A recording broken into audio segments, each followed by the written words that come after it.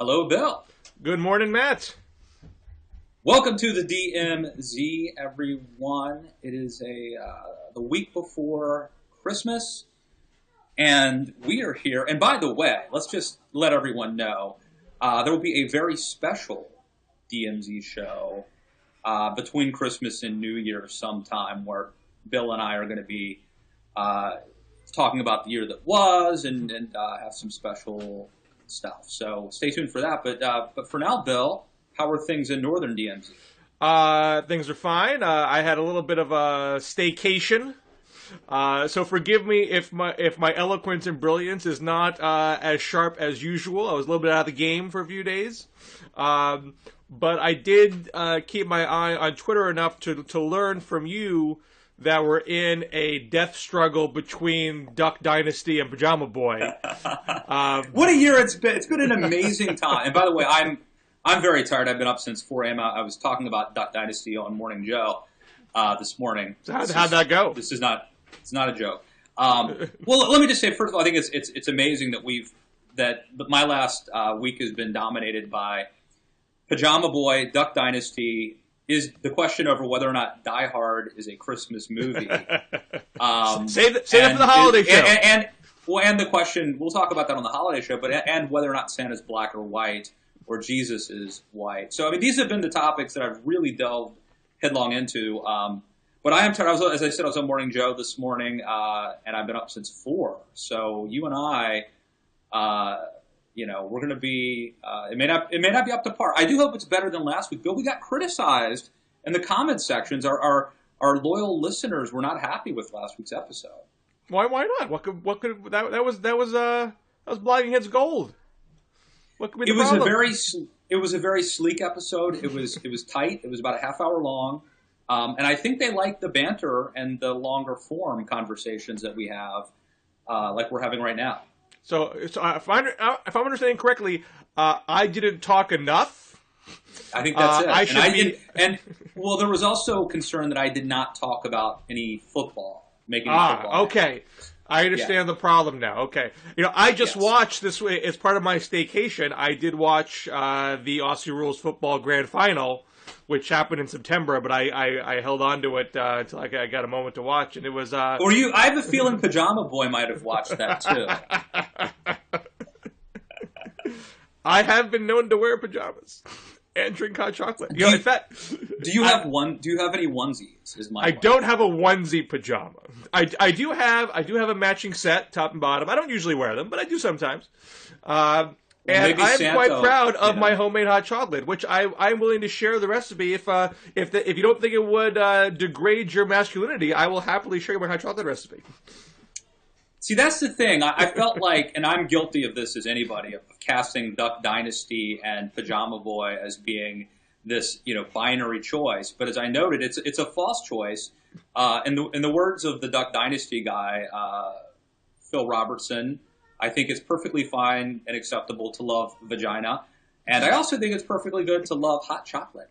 And I do think many of us are fans of both. I think that, a sort of a hybrid of the Duck Dynasty guy and the Pajama Boy guy may be where, the sort of nice DMZ zone area. So. But can you watch Duck Dynasty in a onesie pajama while drinking hot chocolate? Is that allowed? I think more Americans, you'd be surprised how many Americans fit into that category. Well, and I actually think there's something to that. I mean, not the specific hypothetical, but for example, the biggest consumers of country music are suburbanites, not rural America. And there's an element to it which is trying to recapture, a lost age, romanticizing the past that you are not currently engaged in. Yeah. I imagine the vast majority of people that watch Duck Dynasty are not duck hunters. Because most Americans are not duck hunters. Well, I think that's true. And look, I cast, there is something to be said for this culture war between, red state and blue state. And I wrote about it. I think it is true to a certain extent. But I agree with you. I mean, I'll use myself as an example. I'm probably not. I'm somewhat unique, maybe, but I watch Andy Griffith reruns all the time. Now, the commercials that they show on TV Land lead me to believe, because it's usually like Depends diapers and stuff, lead me to believe that I may not be the average age cohort of the average Andy Griffith Show viewer. But I mean, yeah, and you like country music, Bill, and bluegrass, some of it. So you like some of it, right? You gave me a Spotify playlist. Yeah, no, I consider myself I mean, when I listen to music, when I choose my music, it is 9 times out of 10 country music at this point. I've gotten old enough that I'm like, that's too loud. That hurts my ears. So I like the storytelling. I like the instrumentation. I like the sort of the basic simplicity of the song structure. That's just what I like. And I like my hot chocolate. And I do not hunt. Yeah. But you can't argue. I think hot chocolate and we can come together. We can unite over that. And it's something that we could sit back and listen to Merle and Hank and George Jones and throw back some hot chocolate and watch. I think that this is the sweet spot of Duck Dynasty. This is, this isn't necessarily a, this or that sort of situation. So what did you talk about on Morning Joe on this subject? Because I know you. I know you're not a hater. I know you've been supportive, for example, of gay participation at CPAC. So, were you amongst friends on your Morning Joe panel, or did you mix it up? Well, I think we mixed it up. I mean, the shows. I really like Morning Joe, and I really like the fact that they allow for kind of, compared to most cable TV shows, long form kind of nuanced discussions. I was up against Thomas Roberts. That's my guy. He's your guy. He's the one who lets me grace the MSNBC airwaves from time to time. So, and he's openly gay MSNBC reporter host, and so that it was a little bit contentious. Look, I know a lot of people don't believe this, but my issue over this is I'm very concerned about defending religious liberty and free expression and politically incorrect opinions.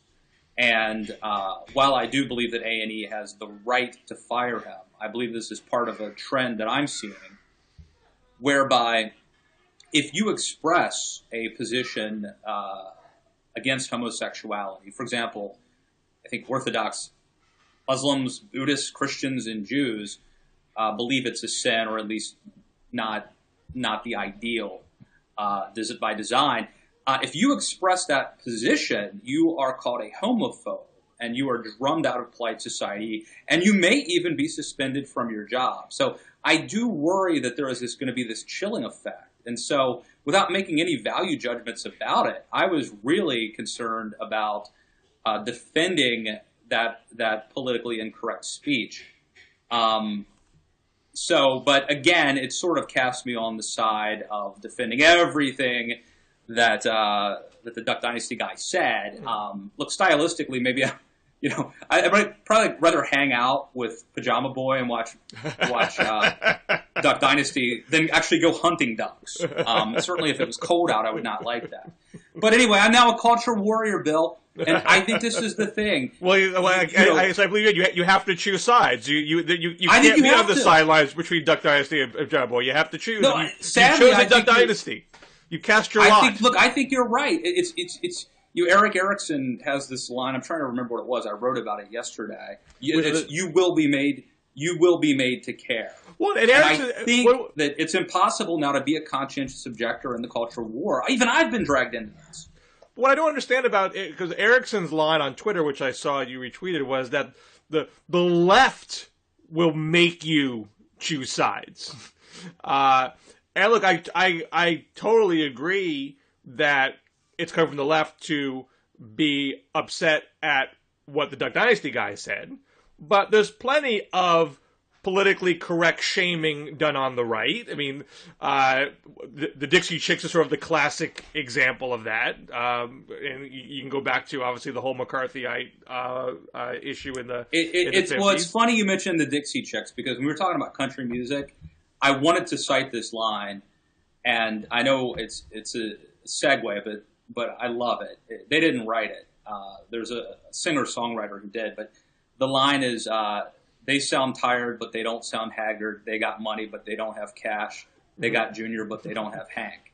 And that is such a good line. And I'm on the side of the old country music, and not the new stuff. So anyway, it's a diversion, but check that song out. Long Time Gone. And there's a singer-songwriter, I forget his name, but the guy, his version is, I think, better than the Dixie Chicks. But anyway, I apologize for interjecting. But I think both sides, when they see things that offend their sensibilities, go into public shaming mode. And, it's not a First Amendment issue, it's not government censorship, but there's often pressure to punish somebody who are in high profile media or entertainment positions. I mean, that's true on the right and the left. I don't see this as solely the left that is making you pick sides. I will certainly agree and concede that there's hypocrisy, and there are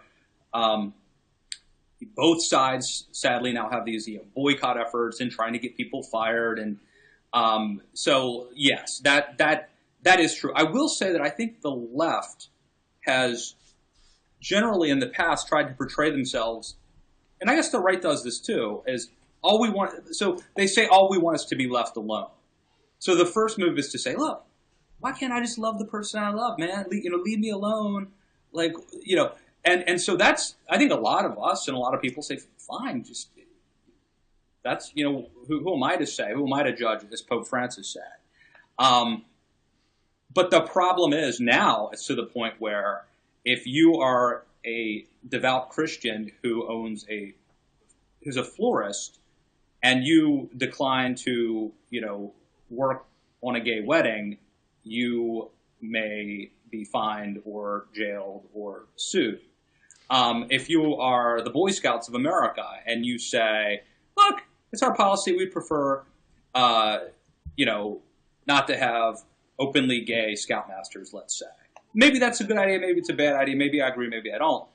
But they will say, no, you cannot do that. And if you are a redneck from northern Louisiana and you prefer vagina, as he said, sorry, then you will be called a homophobe. And I think that's he wasn't just expressing his own personal choice. He was much more derisive and in his view towards gays, and also his comments on blacks were not so hot either, I should add. Well, look, we can get into that. But I just want to say that is not what I've been focused on at all. The original story, the first part to leak, was his comments about homosexuality. That's what 90% of the coverage has been on. That's what I've been focused on. Sure. Now, Jonathan Merritt, my friend Jonathan Merritt, wrote something over at The Atlantic pointing out why there is also a potential racial controversy over his interview with GQ. We can get into that too, but I want to drill down more on this notion of political incorrectness, which I really think drives the right in a huge way.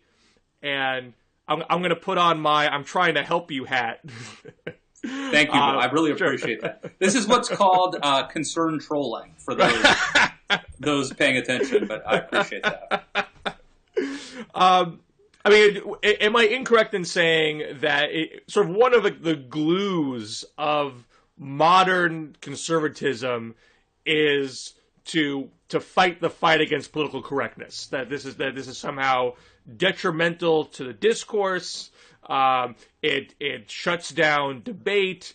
And from a more utilitarian standpoint, it makes it impossible for conservatives to get a word in edgewise because we get called racist and bigots and homophobes, and therefore we can't we're not on a level playing field. Therefore, we have to fight the good fight against political correctness. Is that a fair characterization? I think so. Okay. So what I think, look, I was at a very liberal college in the 90s. I shook my fist against political correctness in my contrarian time there. You can the Pajama Boy. There was a great Facebook meme or Twitter meme about him going to Oberlin. I did see that. I did see that, and that guy was way too well groomed to be at Oberlin. Okay. No, there was. Michelle Malkin tweeted out the meme. I don't think she invented it, but she tweeted out. I said it, folks. She tweeted, see, the politically correct word police are telling me that's a superfluous word that I don't have to say out. Michelle Malkin tweeted the meme about the Pajama Boy going to Oberlin. Right. But Oberlin's not a metrosexual place. Oberlin is more of a crunchy, hippie. That's hardcore, bulgur eating, drum circle playing hippie place. You know. Have you seen that? There's a great episode of South Park where Cartman tries to stop a hippie festival. Right. From taking place in South Park. Right. Well, so I have a certain sympathy towards people just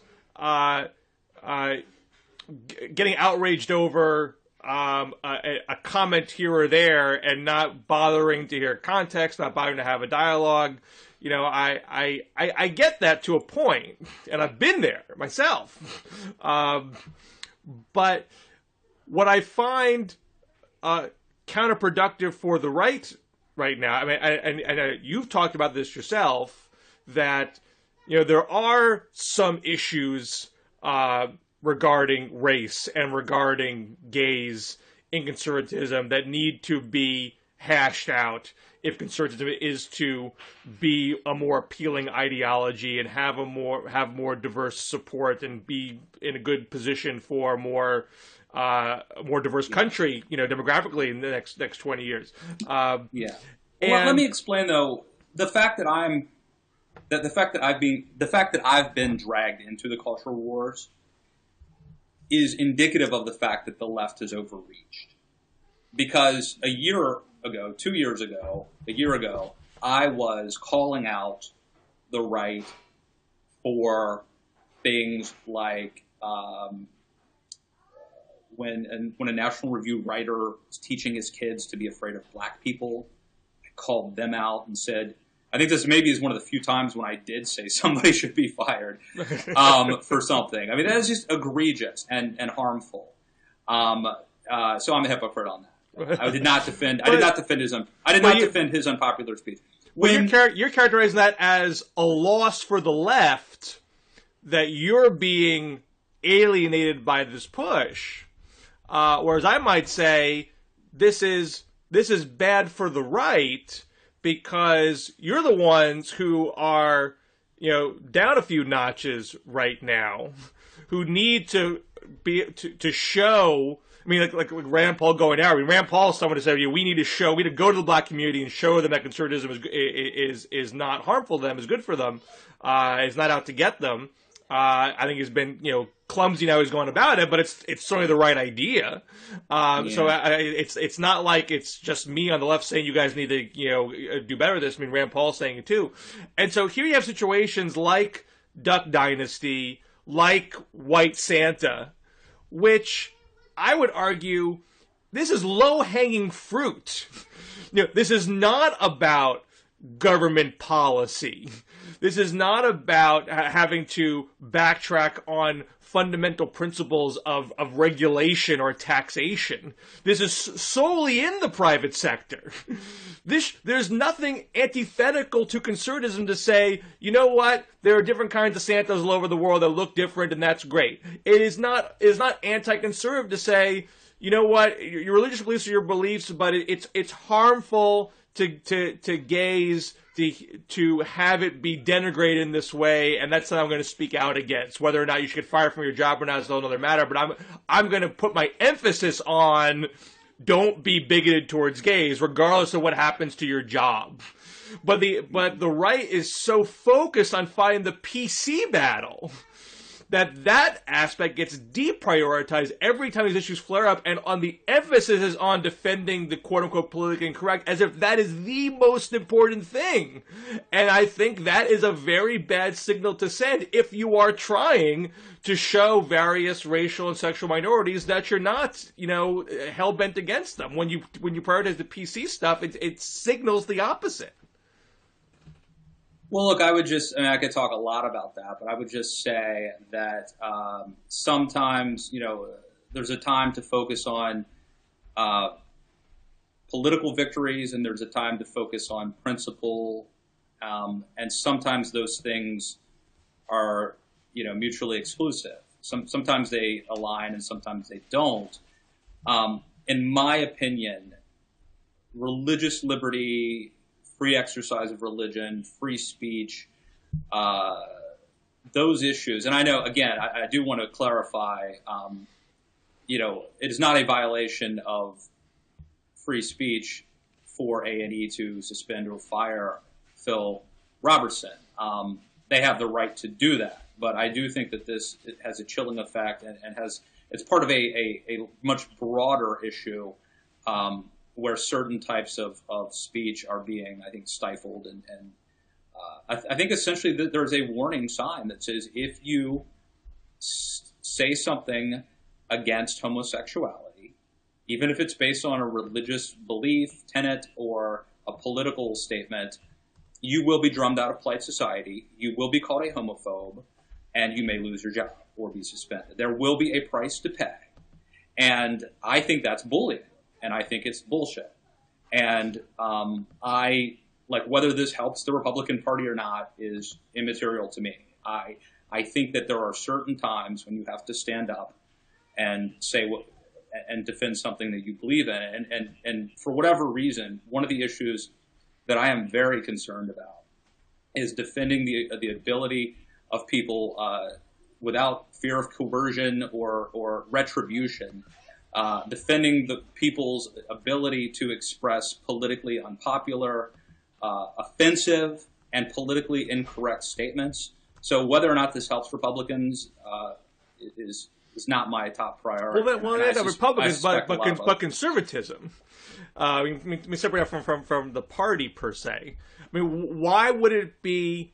Why would it go against conservative principles to say, while we don't believe people should be fired for comments they make off the job, we do want to emphasize that it's wrong to denigrate and marginalize people of different sexual orientations. Conservatism embraces people from all different backgrounds, and the philosophies of limited government and freedom are good for us all. I mean, why can't it be more of a balanced response as opposed to how dare A&E do this? Well, let me say two things about it. First, the comments of I don't necessarily agree with the comments of this Duck Dynasty guy, nor would I have said it that way. I mean, I think that part of the issue here isn't a matter of this is sort of a regular guy who's from a rural area and he's like 60 some years old and he's not used to navigating the politically correct landmines and speaking in a sort of politically correct. I think there is a more eloquent way to make his case that would have probably not gotten him in trouble. Some of it is the fact that he did not parse his language appropriately. In this modern, postmodern sort of world, so I think that certainly is a factor. And I've like Rick Perry, I've forgotten the other two departments that I want to eliminate from the government. I'll think. Well, outside of the Duck Dynasty issue, there's the all-important Battle of Pajama Boy, which maybe not as a matter of that was more fun. That one's more fun. But this was a outrage driven by the right, not by the left. And I mean, maybe you can explain why the focus on it. I mean, I think some people on the left are sort of scratching their heads why the right was even trying to make this a thing. Well, there is a suggestion, Bill, that the Democrats or the left, or Obama for America or whomever, that this was a trap. That I don't believe that, because I think this was like really easily mockable. But there is an argument that they like sort of set this trap for conservatives to latch onto it. I think the reason that it caught fire is a couple reasons. One, it begs to be mocked. It's a visual. Now everybody has Photoshop, and they can like sort of make these Facebook memes. Like I mentioned the one that Michelle Malkin tweeted about Oberlin. But I also think that it was symbolic and iconic, and that it was supposed to like represent what manhood has become. And somebody on Facebook and on Twitter juxtaposed this Pajama Boy. He's there sitting in his pajamas, sipping his hot chocolate with his little Weezer glasses on. And so, effete and cosmopolitan and metrosexual. And they juxtapose that with, and that is propaganda, to entice people to talk about Obamacare. They juxtapose that with World War II propaganda, showing these kind of burly men with, guns going off to war to fight for freedom. And that dichotomy between what used to inspire young men to take action via propaganda versus what we're using nowadays to inspire young men to take action is dramatically different. And I think that maybe is telling about how our society has become domesticated and maybe isn't as resilient and tough as it once was. Well, I went back and looked at the other images on the Organizing for America Twitter feed to see, is this a pattern of kind of cheeky use of images? Is this an attempt at baiting conservatives and trolling to get this kind of reaction? And there's one other one that was kind of an edgy. I don't know, you've probably seen it. It has a kid with a T-shirt saying "Healthcare is still a BFD." That was the only one I thought that was kind of intentionally kind of cute / provocative. But the other ones that use this one model / OFA staffer, really didn't have the same kind of vibe that the Pajama one did. So I don't think it is a strategy to rile you guys up. I didn't get that sense from the stream of images. I agree, but I think the fact that it's a visual, easily sort of mockable and made into a meme, and then the fact that it reinforces every stereotype about the sort of, limp-wristed Oberlin. Well, you say not Oberlin, but just sort of like, This is more a brown look, I think, than Oberlin. I gotta say. I mean, John Nolte over at Breitbart said it was like a mashup of MSNBC hosts. I mean, that's how he described it. It reinforced everything conservatives think about liberals. Well, that may be, but I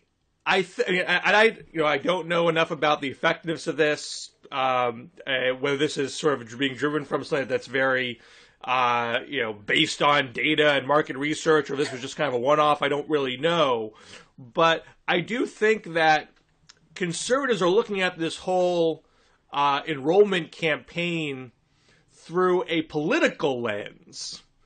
And I know you've talked about this too, that because this is all about a push to discuss enrolling in Obamacare during the holiday season, which I know you and others have been kind of incredulous at, that you're sort of trying to get people to politicize the Christmas dinner table discussion. Yeah. And how ridiculous that is nothing sacred.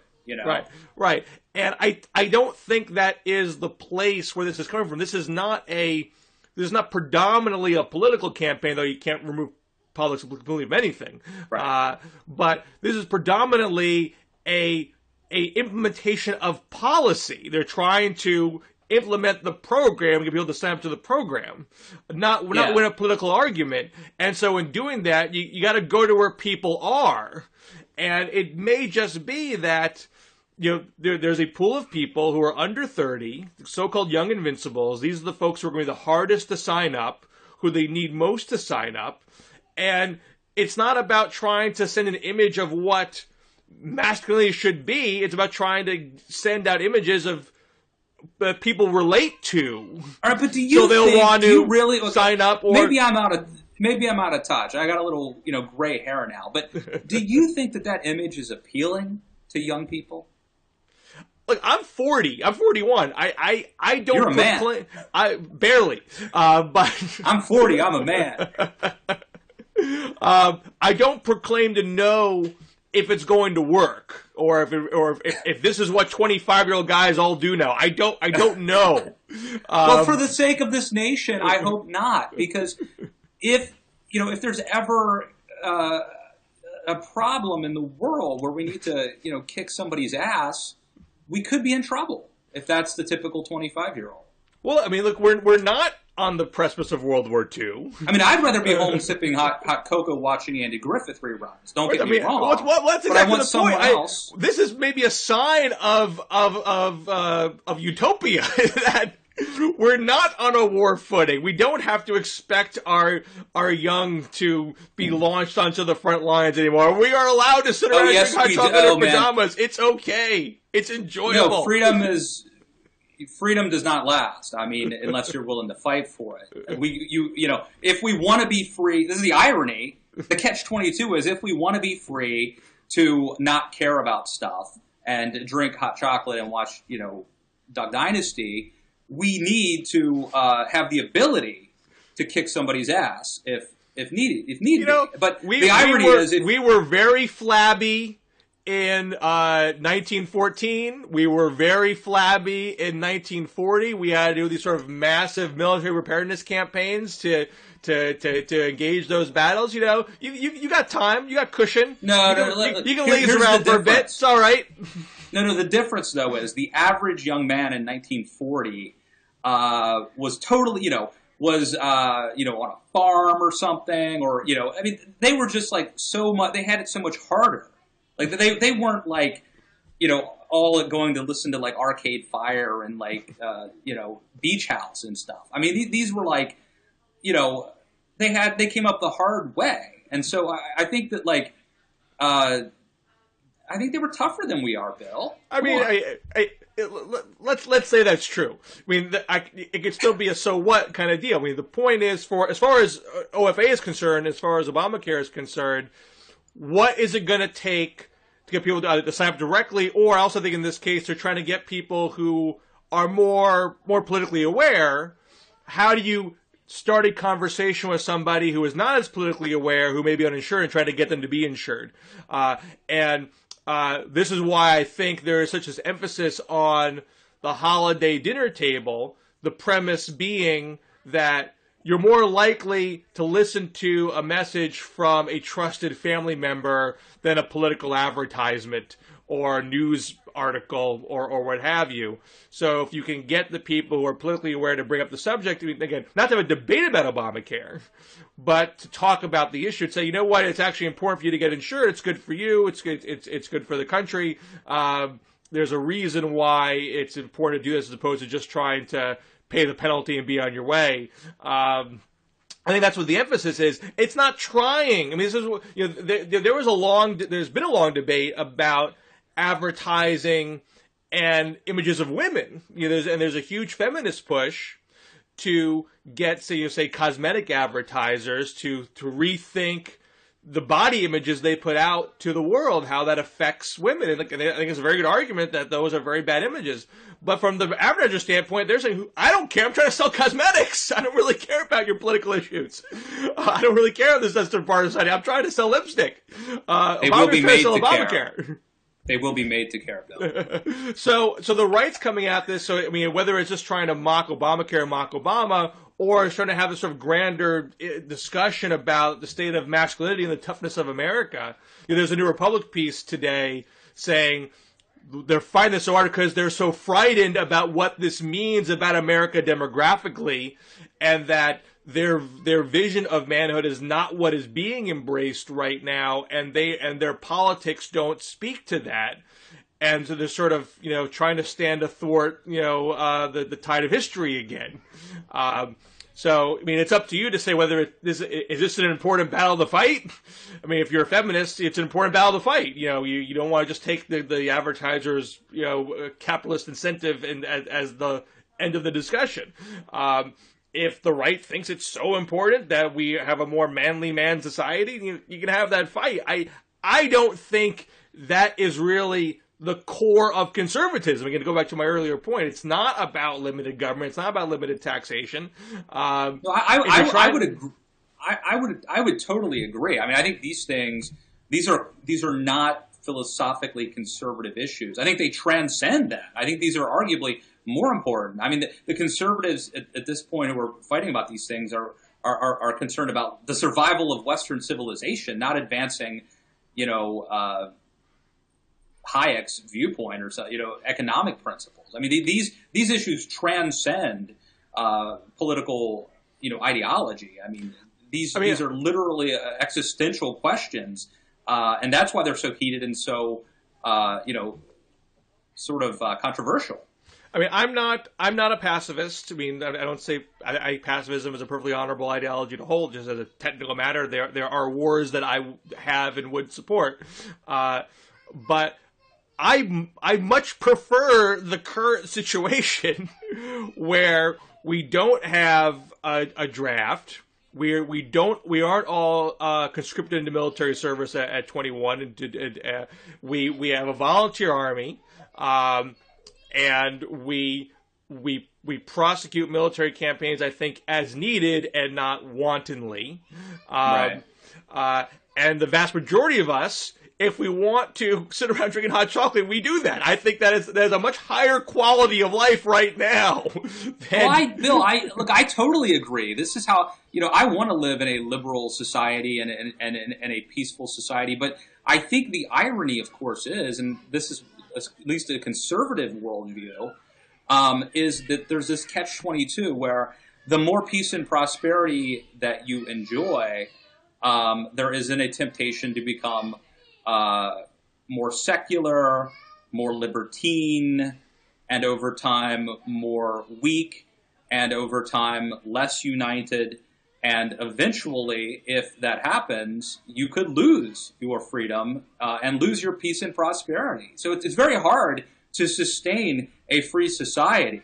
And so that is the irony of it. I want peace and prosperity, but sometimes that sows the seeds. Look, it's like Rocky III, right? He becomes the heavyweight champion, and then he gets soft, and he forgets where he came from, and he loses to Mr. T, and then he has to get the eye of the tiger. I'm just saying, I think America needs to get the eye of the tiger again, and not be flabby and not be like Rocky when he got knocked out. I mean, this is there is an historical precedent to that. After World War I, America was however embittered by that experience, wanted to withdraw, didn't want to get involved in European squabbles, disarmed to some degree, and so on one hand didn't sort of stay military strong, and on the other hand wasn't as conciliatory to Germany as maybe they should have, and been more economically supportive, which might have prevented a rise of Hitler. So it's sort of they were lacking both the soft power and the hard power, and that led to a bad situation. Eventually taken care of, but perhaps could have been avoided if with more forward thinking policy. So I get the point that you don't want to just have your head in the sand, but at the same time, I think there's a lot of logical jumps between guy in pajama drinks hot chocolate in healthcare ad to downfall of civilization that perhaps you don't need. Let me tell you something, Bill. Little known fact. Right before the fall of the Roman Empire, same thing happened. In a meme about this kid in pajamas. And next thing you know, the barbarians at the gates. This is a vicious cycle. I do not want to see it repeated. Well, so one more healthcare thing quickly before we have to run. I see the right is livid that the president, or at least HHS, Secretary Sebelius, is saying they're going to modify the hardship exemption in the individual mandate. Just so folks know the background of the individual mandate, as a general matter, we're all legally obligated to purchase insurance, except for if you can demonstrate an economic hardship, that you have a certain income level, and the premiums for the plans that are available to you, sort of don't match. And that was the one escape hatch in the original law that was clearly spelled in the original law. And that's sort of what made Obamacare, just a notch short of being totally universal. There'll be some people who will be left uninsured because of that exemption. Now, Sabina is saying she can define that exemption to include people who had policies that were dropped in this transition period, and the premiums for comparable plans are higher. I think that's the way it's worded. And it's also making a form of catastrophic insurance that's below the otherwise standard of benefits available. I don't know all the particulars about it yet. I'm not sure we know all the particulars about that yet, because it's been communicated in a letter to a handful of senators, not the actual rule written out and issued. But the right seems to be mad at Obama's use of executive authority here. The insurance companies seem to be annoyed because they're worried that it's gonna imbalance their business models, that we're assuming a degree of healthy folks paying a certain number of premiums, that maybe they'll take the catastrophic now. I'm curious what your take is here. I find it odd for the right to be upset, because they were the ones who were most upset about the whole "if you like it, you can keep it" thing. Here's a response to that to try to mitigate that issue. Why not say, well, they don't want to mitigate. We won this battle. We successfully modified the law to our liking. Hooray for us! Why is it a criticism that he's responding to your concern? Well, because they want it to be a political issue, of course. Look, I have mixed emotions about this. I'll go through the good, the bad, and the ugly.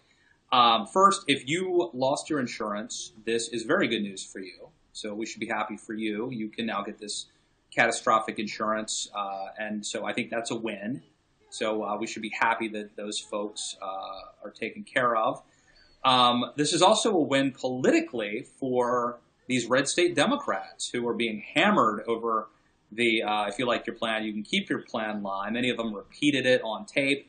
It's become a campaign issue. People like Mary Landrieu and Mark Pryor. So this helps them politically.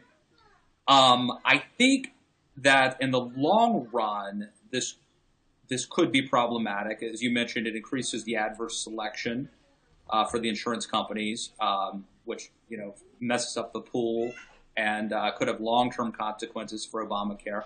It also makes you think, hey, they keep changing things, right? Well, maybe I should wait before I sign up because they might exempt me next. And so it could have the effect of sort of ironically of having people do the last thing that they want them to do, which is to not sign up. If that was true, isn't that what conservatives want anyway? So why would they be upset about that? Yeah, I mean, so I think there are, several variables. And look, here's the one point though I want to make, which is that this is why I wrote a piece. During our holiday episode, we're going to talk about things we got wrong. And one of the things that I didn't necessarily get it wrong, but I said, what if Obamacare? I wrote this before the disaster, before October 1st. I said, what if there are a couple hiccups, but it works fine, and people like it. I mean, I wrote a sort of hypothetical piece like, what if people like it? Then what do conservatives do? And I do think that one of the problems is, as long as Obama's president, he can continue to essentially break the rules, make exceptions, move so many deadlines, and basically take our tax money to prop it up. And so that's why I've always believed that it would survive, because failure is not an option. He has the means of production. He has all of our money, and he can simply, at a whim, move deadlines and change the rules.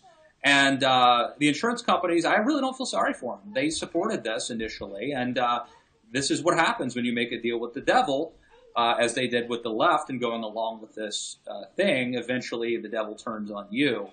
And so I'm not too sympathetic for their plight, but it may be that the insurance companies turn out to be the real losers here. Well, what I can't actually predict how this is exactly going to turn out. What I think is happening is, it's a political problem, not a policy problem. The whole, if you like it, you can keep it business. They don't want to have a big chunk of people angry about it, if at all possible.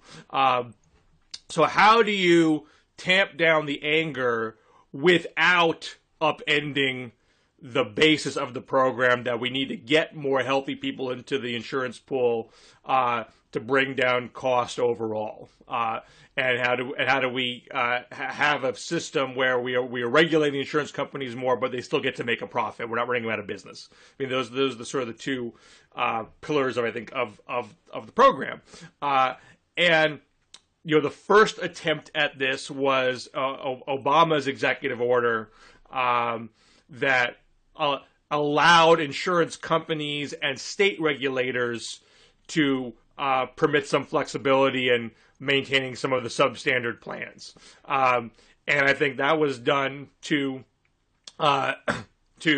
give people an option, but without forcing the hands of insurance companies if they didn't want to do it. And essentially maybe try to shift some of the blame and some of the anger for those who didn't get to make a switch. Well, now, let's finish the point quick. So I think that worked as far as it went. I don't think it was being readily adopted. And perhaps that wasn't enough politically for these red state Democrats. So this is kind of the next step forward in that. And what the White House seems to be saying is, we still don't think it's going to affect a lot of people. We still think most people are just going to happily switch to another plan once they see what their options are, and they're not going to take the catastrophic, and it's not going to really upset the business models. And the insurance companies say, well, we don't know that. We're worried about it. Right. Well, and I guess we don't know the hard number of people taking advantage of it until it happens. But I think the White House is trying to manage the political problem without upending the policy, and they're kind of coming up close to the line with it, and we'll see if they break it or not. And in the worst case scenario, it's probably just going to be for a year, and it will all get smoothed out over the subsequent years. They created this Rube Goldberg thing, right? And they keep changing things. And as I mentioned, it could have this.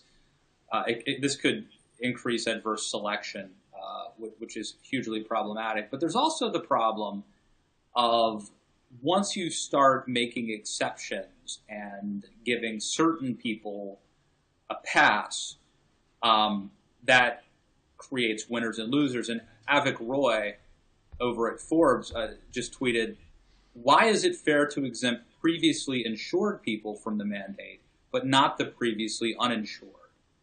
So that's the kind of thing that this raises, potential political questions, at least, that arise once you start making exceptions for certain people. I'll let you have the last word because I have to run. All right, the last word is you need to check us out on Facebook at DMZ Show. Check us out on Twitter at DMZ Show. And check out our special holiday episode coming up next week. And, Merry Christmas, Happy Holidays, God bless. Great, always great. Another great year with you, Bill, in the DMZ. Always love our time together. And best to your family this Christmas season. And to you and yours. And we will see you next week in the DMZ.